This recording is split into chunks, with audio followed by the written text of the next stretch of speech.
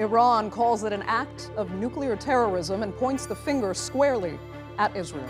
An attack at a key nuclear site further intensifies the shadow war between the two countries. But is Tehran's response propelling the nuclear proliferation that Israel is trying to stop? And can a meeting of world powers in Vienna reverse this dangerous escalation? I'm Andrea Sankey, and today's Newsmaker is the fallout from Iran's Natanz explosion.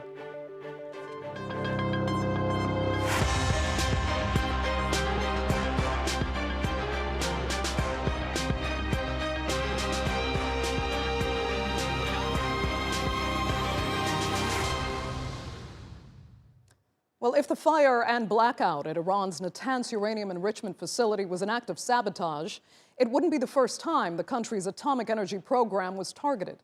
A decade ago, a sophisticated cyberattack known as the Stuxnet destroyed the site's delicate centrifuges. And late last year, Iran's top nuclear scientist, Mohsen Fakhrizadeh, was assassinated. Both attacks have been linked to Israel. Prime Minister Benjamin Netanyahu has vowed to do whatever it takes to stop Tehran from producing a nuclear weapon. But Iran's foreign minister says this latest breach will not thwart his country's nuclear ambitions. In fact, Iran says they now have the upper hand in indirect talks with the United States and other European powers in Vienna this week, aimed at trying to salvage the 2015 nuclear deal. Meanwhile, Iran now plans to produce uranium enriched to 60% by next week, bringing it closer than ever to building a weapons-grade nuclear stockpile. Here's Natalie Pohonen.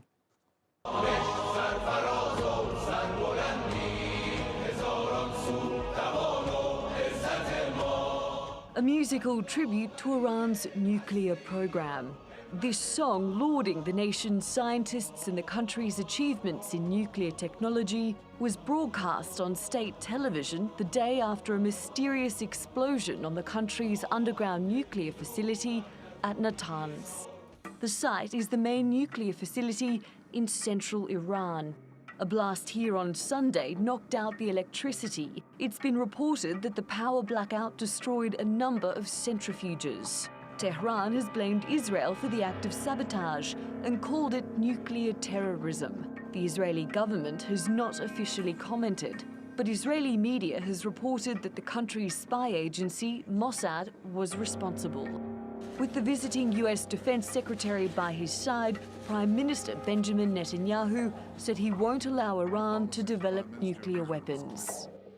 I will never allow Iran to obtain the nuclear capability to carry out its genocidal goal of eliminating Israel. In response to the Natanz attack, the Iranian government says it will now enrich uranium to 60%. That's 3 times the current level and brings the country a step closer to weapons-grade fuel.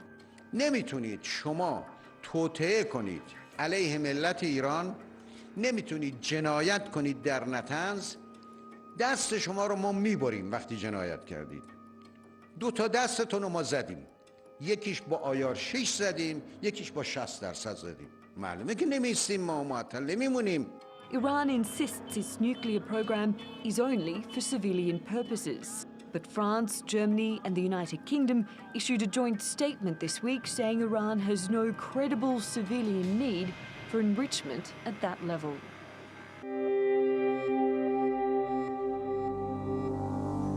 The Natanz incident came during a break in fresh diplomatic discussions taking place in Vienna. The high-level talks are aimed at reviving the 2015 nuclear deal, known as the Joint Comprehensive Plan of Action, signed between several world powers and Tehran. Representatives from Iran and the US are in Vienna. Right now, they have no plans to meet face-to-face. Former President Donald Trump pulled the US out of the accord in 2018 and reinstated sanctions against Iran. In response, Tehran breached parts of the pact. The Biden administration says Iran has to return to full compliance before Washington will return to the deal. And it's condemned Iran's announcement about further enriching uranium. This step both calls into question Iran's seriousness with regard to the nuclear talks and underscores the imperative of returning to mutual compliance with the JCPOA. Iranian leadership says it won't abandon talks. However, it comes with the warning that time isn't limitless. منتها باید We have to be careful that the negotiations don't become erosive.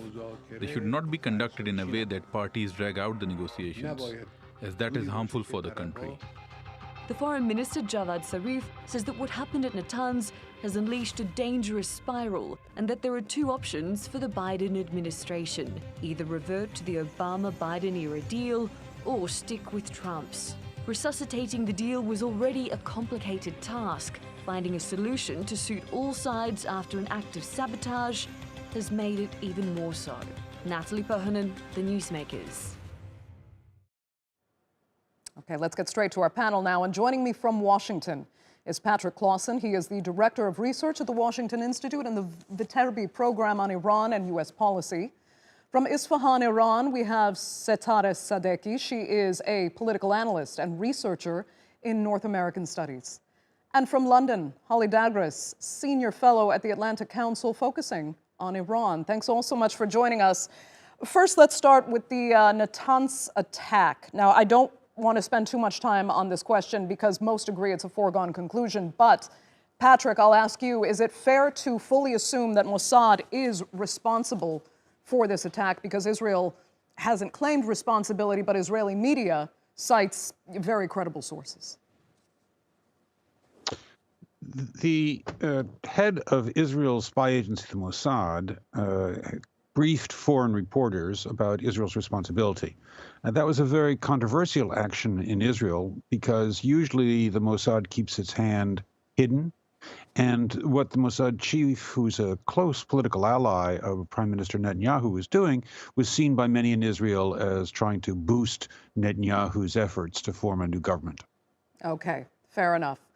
Let me ask Setareh, you are in Iran. I know you haven't visited the site personally, but we have heard from Iranian officials that major damage was incurred. Can you tell us what that actually means? Is anything now beyond repair? Well, actually, probably Israel was aiming for much larger sabotage, but it didn't turn out what they wanted. And yes, a part of the facility, especially the power plants, the electricity, has been damaged. But according to the officials, it's something that can be replaced and repaired very quickly. And there is no, I mean, they do not express any major concern about the damage that has been done to the facility by the attack. Okay. Holly, I want to get your thoughts on that, but I also need to ask you if you think Israel should be celebrating right now, or have they, in effect, made the world a more dangerous place with this attack? Well, the incident that happened this past Sunday was very significant because it also happened while the U.S. Defense Secretary was present in Israel. So it almost was taken as a message perhaps to the United States and Iran that Israel is going to protect itself. Now, was it helpful in the long run? Not necessarily, because right now the Iranians have decided to enrich uranium at 60%, which is 16 times the allowable limit per the Iran nuclear agreement, which is 3.67%.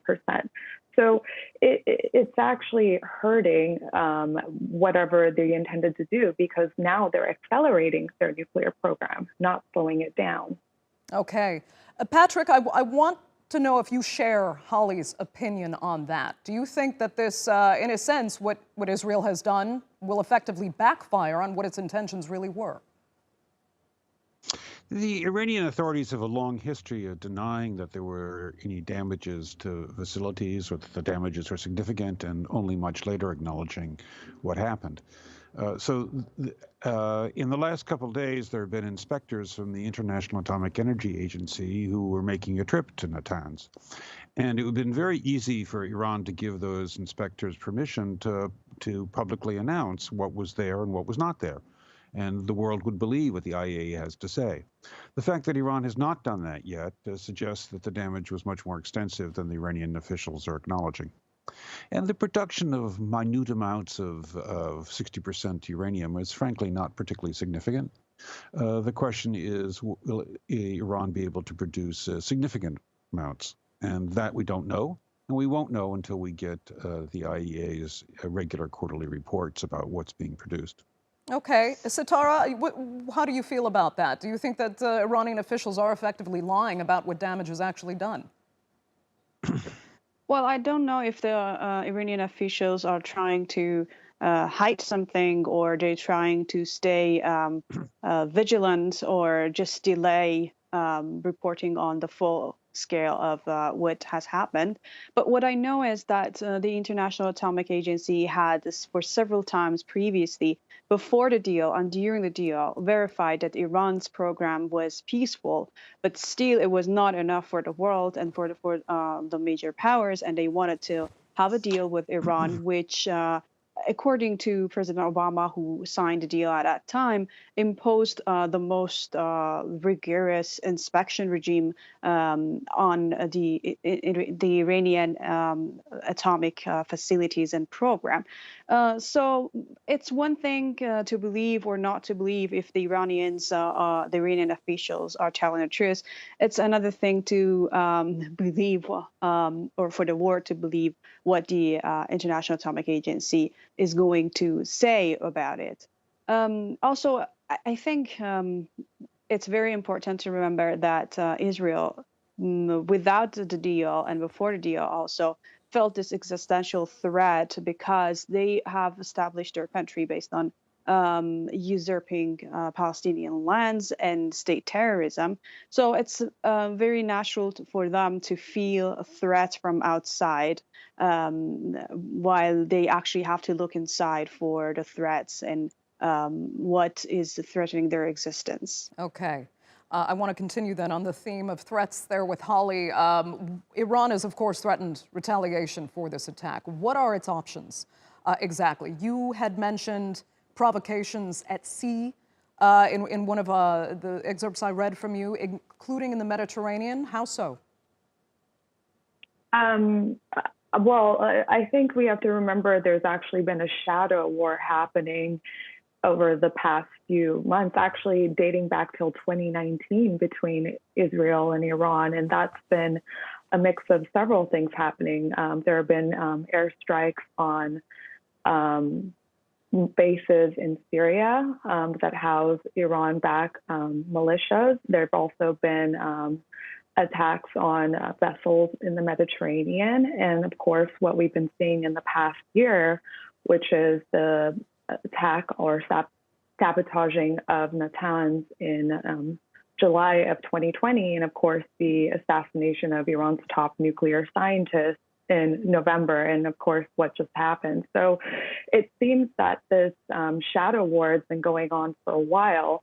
Now the question is it going to actually no longer be a shadow war and become something of an open conflict? And that's where things seem to be possibly going in the direction of right now. Okay. Holly, carrying out an assassination is one thing, but what does the Natanz attack actually tell you about how much Iranian security has been compromised and what's at risk inside Iran? Well, it's a very big intelligence failure on behalf of the Iranian security agencies. This is the third time it's happened, as I just said. That essentially is telling us that this has become a playground, or Iran has become a playground for, if we are to assume it was Israel. So it's a really damning situation domestically, and especially for the government of President Hassan Rouhani, who has vehemently defended the nuclear accord and actually was one of the reasons he got elected in 2013 in the first place. And for him, this is just another damaging situation for his government. Okay. If we can, I'd like to actually segue into the talks now underway in Vienna. Patrick, if I can start with you on that. We've already heard now the United States actually question Iran's commitment to the talks now. And Iran says, we don't want negotiations for the sake of negotiations only. They've said talks must not become attritional. And they also just came out and said that the Biden administration has only shown commitment to Trump's maximum pressure campaign. that they thought Biden had actually pledged to break with. Iran wants to see progress right now, in essence. So does hearing those kinds of comments come out of a meeting that's barely begun, does it give you any real hope for progress now? Well, Iran has a long tradition of making maximalist demands and then entering into serious negotiations.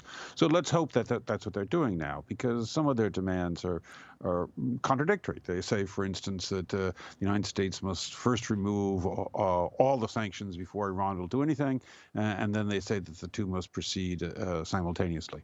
And it's quite clear that the position that Iran has staked out as saying all sanctions must end is just not going to happen. I mean, after all, this last month, the European Union put new sanctions on Iran for human rights violations. So it's not just the United States which puts sanctions on Iran for support for terrorism and for human rights violations. The Europeans do too. And those sanctions are not going to go away, no matter what kind of deal is reached on the nuclear issue. There will be tough negotiations about which sanctions will be removed in response to Iran's actions, but Iran's going to have to do more than what was in the JCPOA if they want to see more sanctions removed. It's got to be more for more. Fair enough. Setara, do you expect Iran to be willing to do more? Well, I don't think so, because what Iran actually is stating and what Iran wants is for the sanctions that the JCPOA meant to lift. And Iran is not seeking or asking for anything beyond the JCPOA. The U.S. withdrew from the deal, and now the first thing that they should do is to return to the deal before any kind of trust that was being attempted at to be built between Iran, the U.S., and the major powers is, totally ruined. So for the world to be, or for the major powers to be able to get Iran into deal on other issues, they first need to reassure Iran that by just a new government and a deal that has been signed between the major powers and the U.S. is not actually spoiled, and the U.S. will be held accountable for violating the deal. And this is, what Iran is wanting or asking for is for the U.S. to remove the sanctions, which was their commitment based on the JCPOA. So once Iran sees that the U.S. has abided by its commitment, according to the JCPOA, they are ready to go back to their commitments as well. And let's not forget that Iran waited for 1 year before starting to withdraw from its JCPOA commitments. Okay. Holly, our report there actually said a, quote, diplomatic dance is underway, but is it more of a dangerous game of diplomacy? And many had thought, and this is what Setara was alluding to, that Joe Biden, focused on undoing what he saw as destructive Trump policy, would simply rejoin the nuclear accord. Instead, now we're seeing this you first, no, you first, back and forth. Are we getting dangerously close, perhaps, to the point of no return? Well, I think we have to remember that when Joe Biden took office, he was dealing with a lot of things on his plate, and he still continues to. He was dealing with the coronavirus pandemic, the U.S. economy, and he was busy trying to get his administration together. And it took some time to actually do that. We're still confirming members of the administration as we speak. So it took a while to get his team going. And once he did, here we are. We're having these talks. It's not what was expected. As you've mentioned, there was a hope by signatories, specifically the Europeans, that the United States would quickly return to the deal. That would have been easier, but they have not. And now we're having these talks in Vienna.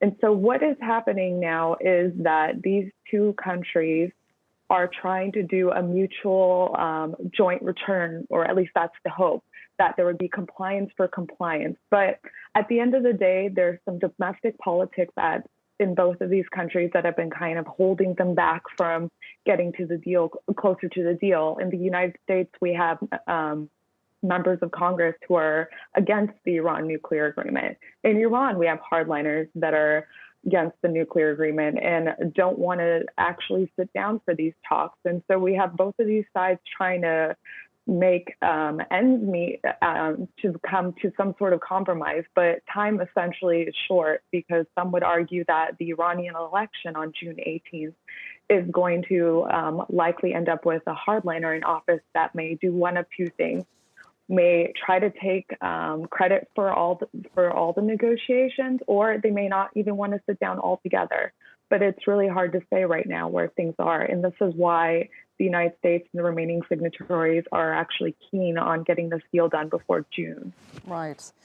Patrick, I mean, it was the United States who violated the pact in the first place under Trump, so it would have made sense to concede at least that and jump back in. Doesn't the U.S., in a sense, just owe Iran the concession of making the first move, especially if the game that's being played now means the victory of hardliners in the upcoming elections in Iran? The United States withdrew from the agreement. It didn't violate the agreement. It just openly said, look, we're no longer part of this. We're out of this game. It was Iran which claims that it's still part of the agreement and then proceeds to violate it. So Iran's trying to have its cake and eat it too, because Iran's saying we're still in the agreement, but by the way, we're violating it. The United States, at least, was open and honest enough to say, no, we're out of here. We don't want anything to do with it. You all want to proceed with the agreement? You go ahead, but that's not us. We're not going to be involved in it. Iran's trying to have it both ways. And that's a problem, because a number of the things Iran has done, it can't undo, because the agreement said that Iran wasn't going to do additional research on advanced centrifuges. Well, it's done the additional research. It can't. What's it going to do? Have all the scientists who did that research commit suicide? This has happened. So Iran cannot undo some of the violations, some of the most important violations, like learning how to make 60% uranium. That's something which the deal said Iran couldn't do. They're doing it now. How are they going to undo that? This is going to be a real problem. And we need to have some understanding of what's the process going to be. Okay. Furthermore, candidate Biden said very clearly that he was prepared to return to the JCPOA as a first step in a process to negotiate about missiles and Iran's regional behavior. He never said he'd return to the deal and that's it. He said he'd return to the deal in return for starting additional negotiations. Okay. Sitara, what do you make of that? I mean, is Iran just trying to have it both ways? Well, I mean, I don't know how to say that. It's very obvious that Iran, it was the U.S. who withdrew from the deal only because President Trump wanted to undo everything that President Obama did. So, and then they said that they are ready to go back to the deal, but now they are making demands beyond the deal, and they are expecting Iran to take the first move. So it doesn't make any sense for the Iranian public. And I'm sure that just like the Iranian public opinion supported President Rouhani 8 years ago because they wanted a deal with the major powers about the nuclear program. Now, what we can see and what the public opinion polls have shown us is that they don't want it anymore because they feel that the major powers are dragging it on, and there is no, we have given too many concessions without having received anything in return, mainly without having had the sanctions lifted, which was the main reason that the Iranian government accepted to sit at a table with the major powers so that some form of sanctions relief would be felt inside Iran. And that was never felt by the Iranian public. So, that means that what we are going to expect in the next presidential election is more opposition to this deal or any other deal, possible deals between Iran and major powers. Holly, what happens if the 2015 nuclear accord simply isn't reinstated? That's a really tough question to answer because that's the scary part, right? The whole point of the Iran nuclear agreement was to keep Iran's nuclear program peaceful. that was to prevent them from getting a nuclear weapon. And imagine if this nuclear agreement wouldn't exist. Where would that mean? What would that mean? Would that mean that this would be another conflict? Would the United States decide that they would have to take further action? And that was the point of the deal, to make sure this kind of thing doesn't happen. So I hope that it doesn't get to that point. There's a lot at stake, and I really firmly believe in diplomacy, and I believe we won't have to worry about that ever happening, because there's just so much at stake here. Indeed there is. Holly, I'm unfortunately going to have to give you the last word because we are completely out of time for this segment of the Newsmakers. I'd like to thank all three of my panelists so much for taking the time to discuss this very important issue, and thank our viewers, of course, for tuning in as well. We'll see you next time.